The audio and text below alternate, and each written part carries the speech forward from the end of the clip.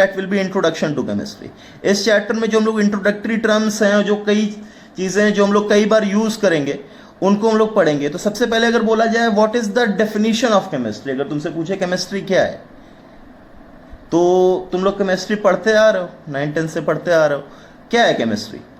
तो कई बार डेफिनेशन आती है, तुम लोग कोई बोलता है chemistry is the study of chemical changes. जितनी भी केमिकल चेंजेस उनकी स्टडी केमिस्ट्री होती है। लेकिन अगर मैं बोलूँ अगर केमिकल चेंजेस की स्टडी है तो हम लोग क्या, boiling of water H2O liquid से H2O गैस, ये तो एक फिजिकल चेंज है, लेकिन इसको हम लोग केमिस्ट्री में कवर करते हैं। ठीक है, तो सिर्फ केमिकल चेंजेस की स्टडी नहीं हो सकती है।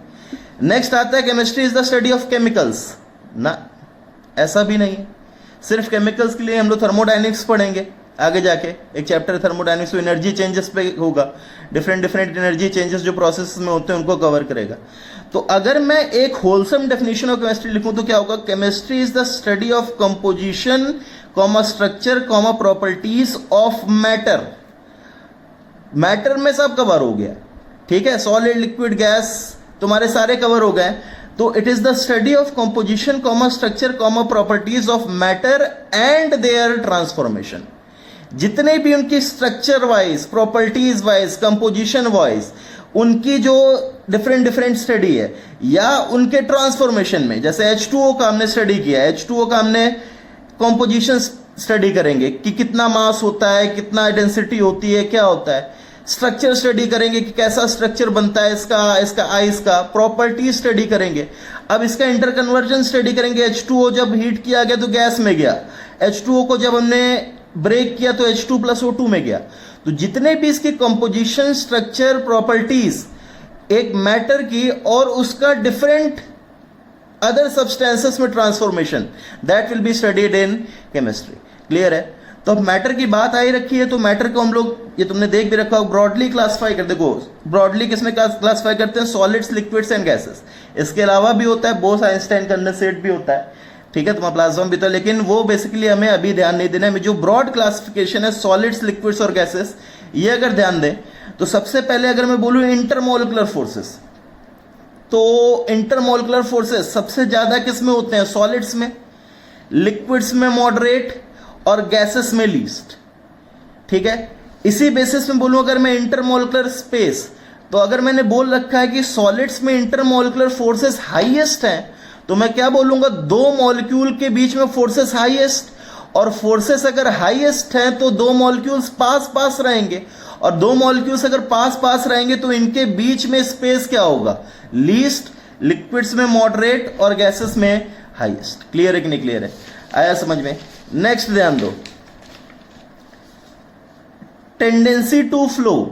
अगर मान लो एक सॉलिड है, सॉलिड को मैं ऐसे रख देता हूं, ये तुम्हारा फ्लो नहीं कर रहा है, ठीक है, तो solids have no tendency to flow. अगर मैं बोलूं लिक्विड्स की बात की जाए, तो अगर मैंने पानी डाल दिया तो पानी किधर की ओर बहता है। अगर मान लो तुमने रिवर्स देखी, रिवर्स पहाड़ों से नीचे आती है, मतलब it is a tendency to flow in downward direction with respect to gravity. Gases की अगर बात की जाए, मान लो तुमने एक परफ्यूम लिया गैस वाला, ठीक है, तो और उस परफ्यूम की बोतल को तुमने खोल दिया, तो उस परफ्यूम की बोतल को जब तुम खोल दोगे तो तुम रूम के किसी भी कोने में बैठे होगे, तुम्हें उसकी महक जरूर, ठीक है, तुम्हें उसकी महक आएगी। मतलब gases have a tendency to flow in all directions. Solids की कोई टेंडेंसी नहीं होती, liquids have a tendency to flow in downward direction, while gases have a tendency to flow in all directions. Next आता है compressibility. अब पहली बात देखो, कंप्रेसिबिलिटी होता क्या है। तो कंप्रेसिबिलिटी क्या होता है कि लेट मान लो मैंने क्या ले लिया, एक सब्सटेंस ले लिया यहां पे, और इसके ऊपर मैं प्रेशर लगा रहा हूं, ठीक है, तो इस प्रेशर लगाने से अगर इस ए के वॉल्यूम में चेंज आता है या कम होता है, अगर प्रेशर लगाने से ए का वॉल्यूम कम हो रहा है, तो मैं क्या बोलूंगा, this substance A is compressible. लेकिन अगर इसके वॉल्यूम में कोई भी चेंज नहीं आ रहा है, तब मैं क्या बोलूंगा, इट इज इनकंप्रेसिबल। क्लियर है कि नहीं क्लियर है। तो जनरली जो सॉलिड्स होते हैं दे हैव नेग्लिजिबल कंप्रेसिबिलिटी, या फिर इसको मैं क्या मान लेता हूं, अज्यूम टू बी इनकंप्रेसिबल। कभी भी हम लोग सॉलिड्स की प्रॉपर्टी स्टडी करेंगे तो ये मानते हुए करेंगे कि सॉलिड्स क्या है, incompressible. Similarly liquids are also assume to be incompressible. तो बेसिकली जो कंप्रेसिबिलिटी हम लोग स्टडी करेंगे, that will live in gases. Gases are compressible, मतलब उनको जब हम लोग प्रेशर लगाते हो तो उनकी वॉल्यूम में चेंज इतना सिग्निफिकेंट आता है कि हम लोग उनको कंप्रेसिबल बोल सकते हैं। सॉलिड्स एंड लिक्विड की कंप्रेसिबिलिटी इतनी कम है कि इसको हम लोग ऑलमोस्ट निग्लेक्ट कर देते हैं और क्या बोलते हैं, they are almost incompressible. Clear है। नेक्स्ट आता है इफेक्ट ऑफ ग्रेविटी। तो इफेक्ट ऑफ ग्रेविटी सॉलिड्स पे, अगर मैंने इसको छोड़ दिया तो नीचे जा रहा है, तो इट्स पे सॉलिड्स पे इफेक्ट ऑफ ग्रेविटी है। लिक्विड्स की बात की जाए तो लिक्विड्स को अगर मैं पानी को यहां से गिरा दूं तो वो नीचे गिरेगा, तो they also have a effect of gravity. Gases की बात की जाए तो जैसे मान लो तुम्हारे रूम में एयर है, तुम एक रूम को लॉक करो, 1 महीने के लिए घूमने चले जाओ, वापस आओ, क्या वो रूम की एयर पूरी की पूरी नीचे आ जाएगी? नहीं, वो तो एज इट इज रहेगी। ठीक है। तो गैसेस मॉलिक्यूल्स पे जो इफेक्ट ऑफ ग्रेविटी है वो ना के बराबर होता है। ठीक है। तो गैसेस पे हम लोग इफेक्ट ऑफ ग्रेविटी कंसिडर नहीं करते हैं। ये तुम्हारे कुछ कॉमन पॉइंट्स हो गए। और भी पॉइंट्स हैं, जैसे जैसे हम लोग पढ़ते जाएंगे उनको डिफरेंशिएट करते जाएंगे। जैसे एक और पॉइंट जान लो, शेप। सॉलिड्स का फिक्स्ड शेप होता है। ठीक है, solids have a fixed shape. Liquid का शेप बोले तो ये take the shape of container. जिस कंटेनर में उनको रखेंगे उसका शेप ले लेंगे। सिमिलरली जैसे मान लो पानी को मैंने ग्लास में रखा तो ग्लास के शेप का आएगा, अगर मैंने उसको एक कटोरी में रखा तो कटोरी शेप में आएगा, बॉटल में रखा तो बॉटल की शेप का आएगा। Similarly gases also take the shape of the container. Gases को भी जिस तुम कंटेनर में रखोगे उसी का शेप ये ले लेंगे। क्लियर है कि नहीं? क्लियर है। ठीक है, आया समझ में? और भी पॉइंट्स आते जाएंगे, जैसे जैसे हम लोग आगे बढ़ते जाएंगे वैसे हम लोग इनको क्लासिफाई करते जाएंगे। ठीक है। अब इसके बाद जो कॉमन तुम्हारे कुछ पार्टिकल्स हैं उनको हम लोग देखेंगे, जैसे इलेक्ट्रॉन, प्रोटॉन एंड न्यूट्रॉन। ये टेबल तुम्हें बना लो और इसको एज इट इज थॉरली याद होनी चाहिए। जैसे अगर मैं मास बोलूं तो इलेक्ट्रॉन का मास क्या होता है, 9.1 इंटू 10⁻28 ग्राम्स और 9.1 इंटू 10⁻31 kg। प्रोटॉन का मास क्या होता है, 1.673 इंटू 10⁻24 ग्राम्स और 1.673 इंटू 10⁻27 kg। ये तुम्हें याद होने चाहिए, आगे चल के चैप्टर्स में यूज भी आएंगे। न्यूट्रॉन का 1.675 इंटू 10⁻24 ग्राम्स और 1.675 इंटू 10⁻27 kg। ठीक है। तो इस बेसिस पे हम लोग जो इनका सिंप्लीफाइड मास लेते हैं वो क्या लेते हैं, इलेक्ट्रॉन का 0, प्रोटॉन का 1, न्यूट्रॉन का 1। क्लियर है। अब यहां दो चीजें तुम्हारी ध्यान में रखने की है। पहली चीज, इलेक्ट्रॉन का सिंप्लीफाइड मास 0 लिया गया है, इसका मतलब ये नहीं कि इलेक्ट्रॉन इज मासलेस। देखो इलेक्ट्रॉन का मास है, लेकिन ये 0 इसलिए लिया गया है कि देखो अगर मैं मास of proton upon mass of electron करूं तो 1.67 इंटू 10⁻24 अपॉन 9.1 इंटू 10⁻28, तो ये अप्रॉक्सीमेटली 1835 के आसपास आता है। मतलब मैं इसमें बोल सकता हूं कि जो प्रोटॉन का मास है वो इलेक्ट्रॉन के कंपैरिजन में लगभग 1800 टाइम्स ज्यादा है। मतलब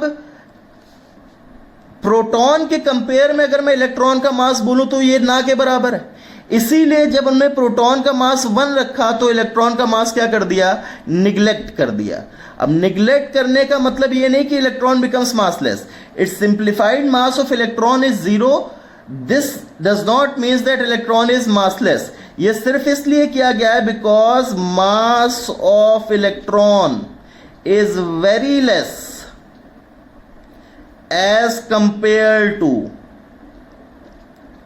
proton and neutron. Proton and neutron के कंपैरिजन में इसका मास बहुत कम है, इसलिए इसको क्या कर दिया गया है, निग्लेक्ट कर दिया गया। एक और चीज, जब भी हम लोग कैलकुलेशंस करेंगे आगे चल के तो हम लोग मास ऑफ प्रोटॉन और मास ऑफ न्यूट्रॉन को बराबर रखेंगे और इसको 1.6 इंटू 10⁻24 ग्राम्स या 1.6 इंटू 10⁻27 kg की बात रखेंगे। ठीक है। लेकिन एक चीज तुम्हें ध्यान रखनी, देखो 1.6 इंटू -24 ग्राम्स या 1.6 इंटू 10⁻27 kg। लेकिन एक चीज तुम्हें ध्यान रखनी है कि neutron is slightly heavier than proton. यहां देखो सिंप्लीफाइड मास दोनों का हमने बराबर ले रखा है। क्यों ले रखा है भी ध्यान दो। अगर मैं इसका और इसका डिफरेंस निकालूं तो देखो कितना आएगा, 0.002 इंटू 10⁻24, मतलब 0.00000 24 बार 0, फिर जाके 2 0 और फिर 2, मतलब इनके बीच का डिफरेंस इतना कम है कि वो ऑलमोस्ट नेग्लिजिबल है, इसलिए इन दोनों का सिंप्लीफाइड मास हम लोगों ने क्या ले रखा है, बराबर। लेकिन तुम्हें साथ साथ ये भी ध्यान रखना है कि neutron is slightly heavier than proton. Clear है कि नहीं क्लियर? दो पॉइंट्स हैं। पहली चीज, simplified mass of electron zero है, इसका मतलब ये नहीं कि इलेक्ट्रॉन मासलेस है, ये सिर्फ इसलिए रखा गया कि because mass of electron is very less as compare to proton and neutron. दूसरी चीज, न्यूट्रॉन और प्रोटॉन का मास हम लोग सेम लेके चलेंगे, लेकिन तुम्हें अलग से ध्यान रखना है कि neutron is slightly heavier than proton. Next आता है चार्ज। इलेक्ट्रॉन के ऊपर चार्ज आता है -1.6 into 10 to power -19 coulomb. Proton पे चार्ज आता है +1.6 into 10 to power -19 coulomb. Neutron is chargeless, इस पे जीरो होता है। सिंप्लीफाइड वे में हम लोग क्या रखते हैं, -1 इलेक्ट्रॉन वोल्ट इलेक्ट्रॉन का चार्ज, और प्रोटॉन का चार्ज +1 इलेक्ट्रॉन वोल्ट। इससे तुम्हें एक बहुत ही ट्रांसफॉर्मेशन याद रखना है यूनिट का। 1 electron volt is the unit of charge, is equals to 1.6 into 10 to power -19। Clear है कि नहीं क्लियर है? आया समझ में? ठीक है, क्लियर है कि नहीं क्लियर? ठीक है, तो इस टेबल को रिवाइज करो, आज जो पढ़ाया गया उनको ध्यान दो, जो पॉइंट्स बताया गया है उनको ध्यान दो। ठीक है, फिर इसको देखते हो हम लोग इसको कल क्या करेंगे और आगे बढ़ेंगे। ठीक है, थैंक यू। हेलो स्टूडेंट्स, तो आज हम लोग इंट्रोडक्शन टू केमिस्ट्री को कंटिन्यू करते हुए नेक्स्ट अगर तुम्हारा जो टॉपिक आता है that is representation of an element. ठीक है, तो लेट मान लो कोई भी एलिमेंट एक्स है, इसको हम लोग कैसे रिप्रेजेंट करते हैं, ZXA। This Z written on the left bottom is giving what, atomic number। ये किसको रिप्रेजेंट करता है, एटॉमिक नंबर, और ये A किसको रिप्रेजेंट करता है, mass number. Atomic number refers to number of protons. ठीक है, कई बार तुम लोग इसको equals to number of electrons कर देते हो, लेकिन ये रॉन्ग है। ठीक है, आया समझ में? कई बार केसेस में लिखा रहता है कि नंबर ऑफ इलेक्ट्रॉन्स के बराबर होता है, लेकिन ऐसा नहीं। एटॉमिक नंबर को जो हम लोगों ने डिफाइन किया है, स्टैंडर्ड डेफिनेशन जो है, that is atomic number is equals to number of protons, और mass number is equals to number of nucleons. Nucleons मतलब number of protons plus number of neutrons. ठीक है, ये नंबर ऑफ इलेक्ट्रॉन्स क्यों wrong है आगे चल के हम लोग अभी देखेंगे भी। ठीक है, तो अब इस दो डेफिनेशन पे हम लोग finding number of protons, neutrons and electrons in an atom. ठीक है, एक एटम में number of protons, neutrons, electrons निकालना सीखेंगे। तो नंबर ऑफ प्रोटॉन्स का डायरेक्टली फॉर्मूला यहां से निकल के आ जाएगा, number of protons is equals to Z, मतलब एटॉमिक नंबर। अब ध्यान दो, number of protons plus number of neutrons is equals to A है। तो अगर मैं यहां देखूं तो मैं A is equals to NP plus NN, number of protons plus number of neutrons. Number of protons को किससे रिप्लेस कर सकते हैं, Z से।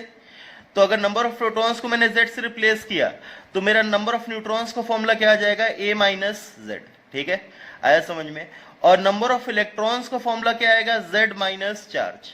ठीक है, ये चीजें तुम लोग पढ़ रखी हैं, लेकिन फिर भी इनको डायरेक्टली निकालना सीखो, हम लोग फिर से करेंगे। ठीक है, ताकि आगे चल के तुम्हें प्रॉब्लम्स में कोई भी कंफ्यूजन ना आए। जैसे अगर मान लो तुम्हें एक एग्जांपल दे रखा है A216, इसमें तुम्हें नंबर ऑफ प्रोटॉन्स, न्यूट्रॉन्स और इलेक्ट्रॉन्स निकालने, तो इसका Z कितना है 8 और A कितना है 16।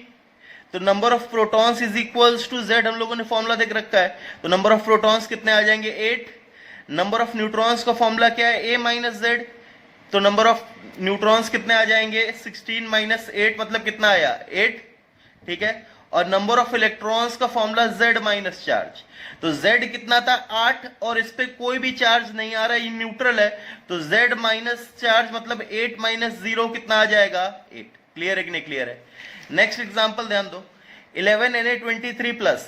ठीक है, Z कितना 11, A कितना 23, तो number of protons is equals to Z कितना आया 11, number of neutrons is equals to A minus Z, मतलब 23 माइनस 11 कितना आया 12, और number of electrons is equals to Z minus charge, तो Z कितना था 11 और इस पे चार्ज कितना आ रहा है +1, तो 11 माइनस +1 कितना आया 10। क्लियर है? एक और एग्जांपल देखो, 7N14 3 माइनस Z7 A14, तो number of protons is equals to Z कितना है 7, number of neutrons is equals to A minus Z, 14 minus 7 कितना है 7, और number of electrons is equals to z कितना 7 माइनस चार्ज कितना -3, तो 7 minus of -3, minus minus plus हो जाएगा, क्या आ जाएगा 10। क्लियर है?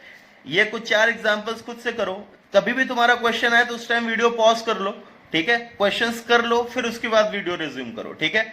जैसे इस केस में ध्यान दो, z is equals to 26, a is equals to 56, तो नंबर ऑफ प्रोटॉन्स कितने 26, नंबर ऑफ न्यूट्रॉन्स कितने 56 माइनस तुम्हारा कितना आएगा 26, कितना आया 30, आया समझ में। और number of electrons z minus charge कितना है 0, तो कितने आ जाएंगे 26। क्लियर है कि नहीं क्लियर है? आया समझ में। ये वाला एग्जांपल देखो, z कितना है तुम्हारा 1, a कितना है तुम्हारा 1, तो number of protons 1, number of neutrons 1 minus 1 कितना है 0, और number of electrons 1 minus charge, तो कितना आया 1। क्लियर है कि नहीं क्लियर है? नेक्स्ट ये वाला ध्यान दो, z is equals to 12, a is equals to 24, तो number of protons is equals to 12, number of neutrons is equals to 24 minus 12, और number of electrons is equals to z minus charge कितना है 2, तो कितने आ गए 10। क्लियर है कि नहीं क्लियर है? आया समझ में।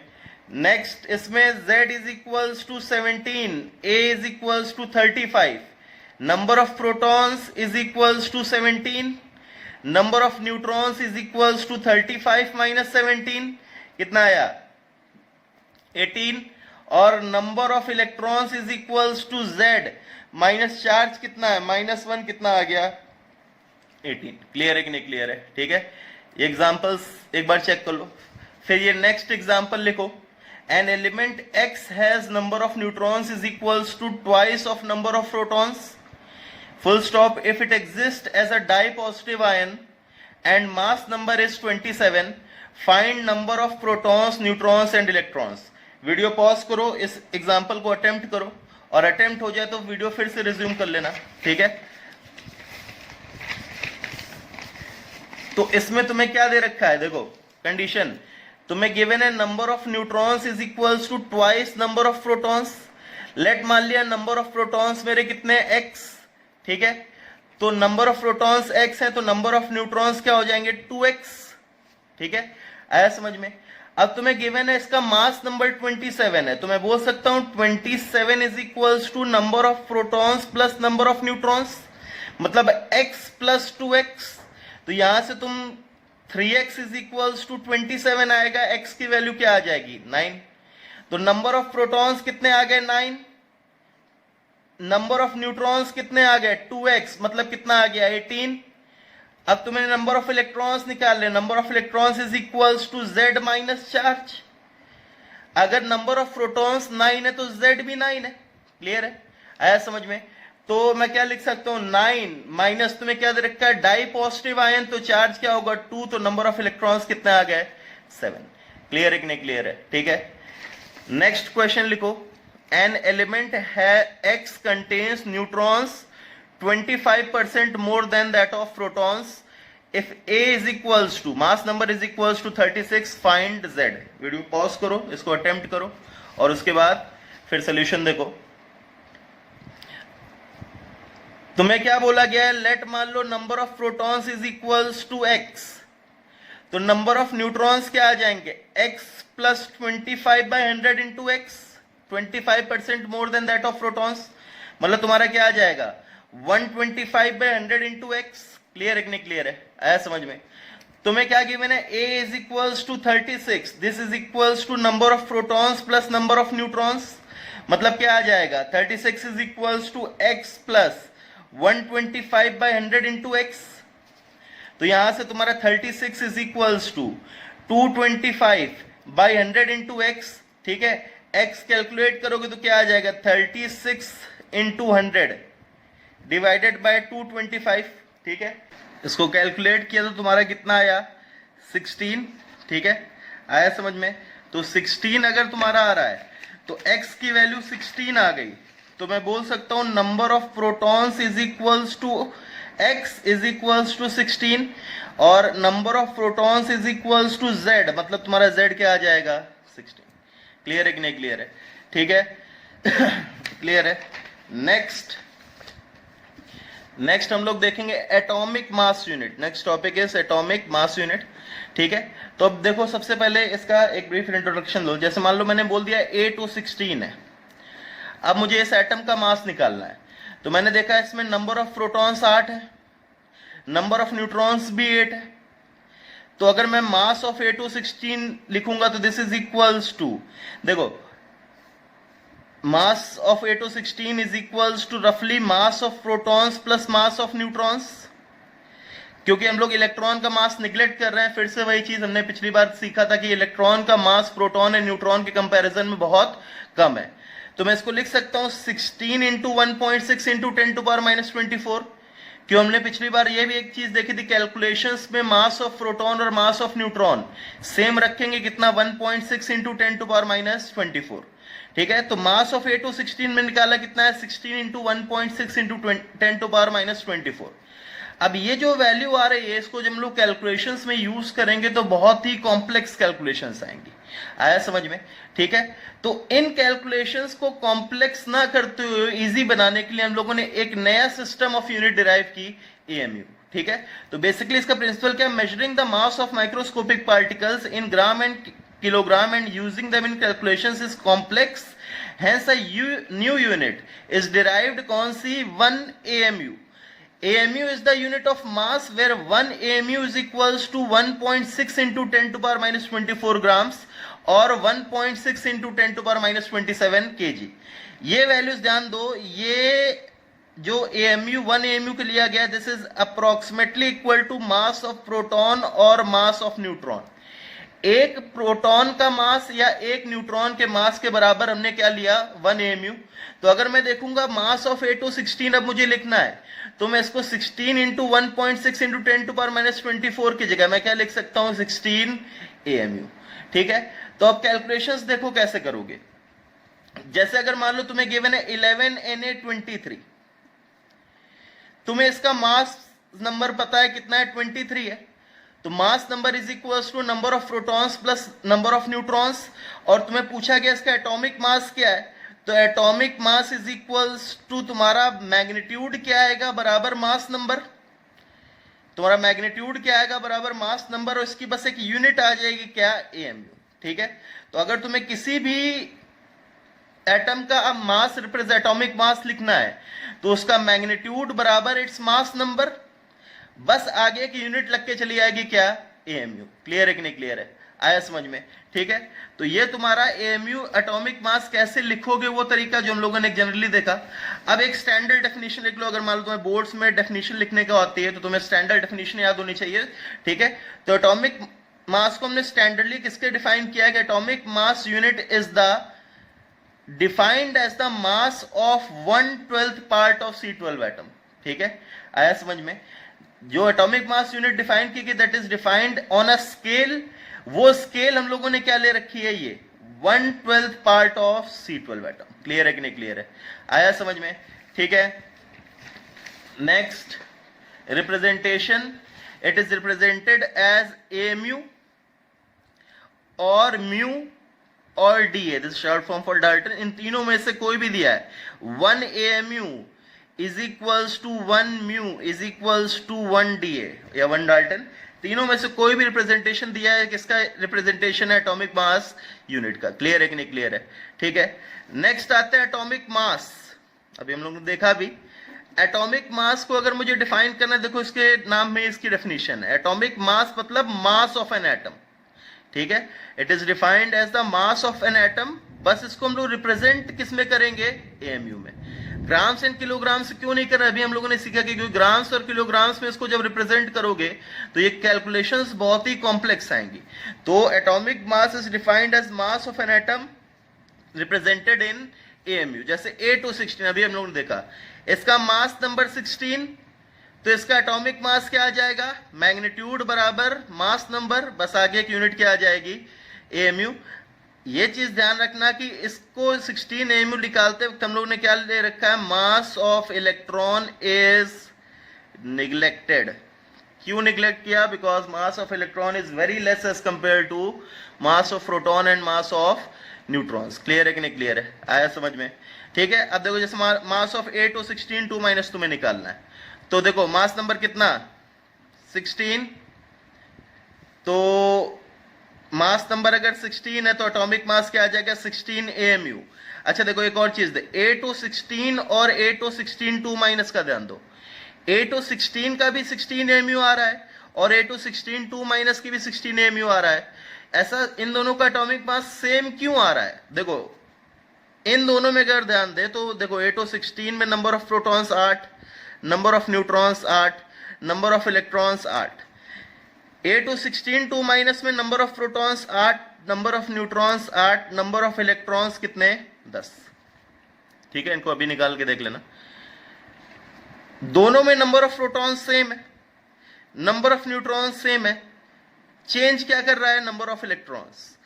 लेकिन हम लोगों ने ये मान रखा है कि इलेक्ट्रॉन्स को एटॉमिक मास में हम लोग रिप्रेजेंट नहीं करते हैं, उनको क्या कर देते हैं निग्लेक्ट कर देते हैं।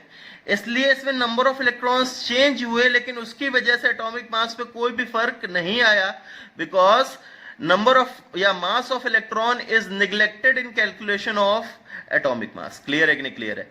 ठीक है, तो एक न्यूट्रल एटम और उसके अनायन या कटायन का एटॉमिक मास क्या रहेगा सेम रहेगा। ठीक है, क्लियर है? नेक्स्ट क्वेश्चन है, ये क्वेश्चन लिखो, in a certain planet mass of proton is twice the mass of proton on earth and mass of neutron is half the mass of neutron on earth। ठीक है, calculate first part atomic mass of 8O16, second part mass number of 8O16। इसको video pause करके एक बार खुद से try करो, फिर उसके बाद कैलकुलेशन ध्यान दो। तो तुम्हें क्या दे रखा है कि अगर मैं मान लू अर्थ और प्लैनेट, तो तुम्हें क्या बोल रखा है कि प्रोटॉन का अर्थ पे मास क्या होता है 1 AMU, तो प्लैनेट पे ट्वाइस है, मतलब क्या होगा 2 AMU। न्यूट्रॉन का अर्थ पे मास क्या होता है 1 AMU, तो प्लैनेट पे क्या होगा हाफ AMU। क्लियर है? आया समझ में? तो अब तुमसे क्या बोला गया, atomic mass is equals to mass of proton plus mass of neutron. Clear है? तो अगर मैं एटॉमिक मास ऑन अर्थ निकालूं तो इज इक्वल्स टू क्या आएगा, देखो इस केस में अगर मैं देखूं 8 और 16, number of proton 8, number of neutrons भी 8। क्लियर है कि नहीं क्लियर है? ठीक है, तो मैं बोल सकता हूं atomic mass on earth is equals to mass of proton क्या होगा, number of protons into mass of 1 proton plus number of neutrons into mass of 1 neutron. तो कितना है 16 AMU। ठीक है, लेकिन अगर मैं बोलूं एटॉमिक मास ऑन प्लैनेट, तो एटॉमिक मास ऑन प्लैनेट इस केस में नंबर ऑफ प्रोटॉन्स 8, लेकिन एक प्रोटॉन का मास कितना 2 AMU plus number of neutrons 8 plus एक न्यूट्रॉन का मास कितना हाफ AMU, तो कितना आ जाएगा 20 AMU। क्लियर है कि नहीं क्लियर है? ठीक है, तो तुम्हें बेसिक डेफिनेशन ध्यान होनी चाहिए, atomic mass is mass of atom is equals to mass of proton plus mass of neutron, considering mass of electron is neglected. Give क्यों? क्योंकि mass of electron is very less as compare to mass of proton and neutron. Clear है कि नहीं clear? तो इस basis पे तुम्हारा atomic mass on planet कितना आ जाएगा 20 AMU। अगर मास नंबर की बात की जाए तो मास नंबर बराबर क्या होता है, number of proton plus number of neutron. तो नंबर ऑफ प्रोटॉन और number of neutron on earth on planet, तो नंबर ऑफ प्रोटॉन्स और नंबर ऑफ न्यूट्रॉन्स तो सेम के सेम रह रहे हैं, तो एटॉमिक मास नंबर तुम्हारा अर्थ पे भी 16 आएगा और प्लैनेट पे भी कितना आएगा 16। क्लियर है कि नहीं क्लियर है? ठीक है, इस क्वेश्चन को देखो और ढंग से सॉल्व करो, इस टाइप के क्वेश्चन आते हैं। ठीक है, क्लियर है? इसी बेसिस पे तुम्हारा नेक्स्ट क्वेश्चन ध्यान दो, क्या गिवन है, in a certain planet mass of proton is twice the mass of proton on earth, mass of electron is equals to mass of proton on earth और mass of neutron is equals to half the mass of neutron on earth, find atomic mass of 11Na23।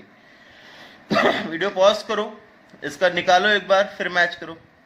तो फिर से ध्यान दो, अर्थ, planet, proton का अर्थ पे कितना 1 AMU, यहां पे कितना 2 AMU, न्यूट्रॉन का अर्थ पे 1 AMU, यहां पे कितना हाफ AMU। अब इलेक्ट्रॉन का अर्थ पे निगलेक्ट करते हैं क्योंकि बहुत कम है, लेकिन प्लैनेट पे नहीं निगलेक्ट कर रखा है, क्या गिवन है, बराबर 1 AMU। 1 को 2 के रिस्पेक्ट में निगलेक्ट नहीं कर सकते क्योंकि कंसिडरेबल क्वांटिटी आ गई। तो अब जब एटॉमिक मास ऑन अर्थ तुमने निकाला तो is equals to mass of proton plus mass of neutron. तो क्या आ जाएगा, देखो 11Na23, देखो 11Na23 में तुम्हारा क्या आएगा, number of protons is equals to 11, number of neutrons is equals to 12। मतलब तुम्हारा क्या आएगा 11 into 1 AMU plus 12 into 1 AMU, कितना आ रहा है 23 AMU। लेकिन अगर तुम एटॉमिक मास ऑन प्लैनेट निकालोगे तो is equals to mass of proton plus mass of neutron plus mass of electron.